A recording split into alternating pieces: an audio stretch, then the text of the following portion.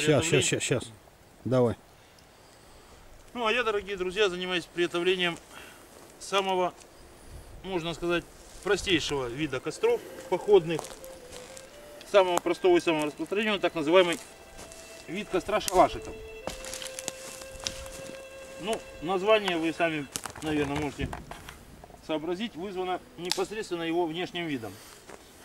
Технология приготовления также очень проста. В основании кладется сухая хвоя, либо сухой мох, то есть то, что очень легко зажигается. Потом сверху укладывается шалашиком сухие тоненькие веточки и потом потолще и потолще. Такой костер дает очень сильный жар для внешнего обогрева. Ну и может быть основанием для костра, на котором потом позже можно готовить пищу. Вот в основании этого костра я непосредственно взял сухую хвою. А тем более вы знаете, что раз эта хвоя сосновая, то она внутри себя имеет смолу, что также способствует быстрому разгоранию. Вот буквально с одной спички костер уже зажжен. И далее мы опять же таки по принципу шалашика укладываем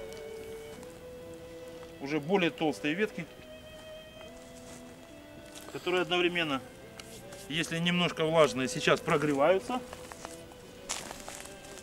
становятся более сухими и принимают на себя опять же таки жар и начинают выполнять нормальную функцию костра. Понятно, что такой костер нельзя назвать скрытным, но он для этого и не делается. Непосредственно он делается для того, чтобы можно было возле него очень хорошо погреться, посушить вещи.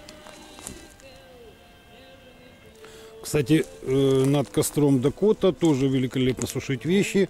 Понятно. Если по 4 краям забить колышки, натягивается мокрая вещь. В течение 10-15 минут вещь высыхает напрочь. Ну, естественно, тот жар, который дает Дакота, тоже очень сильный.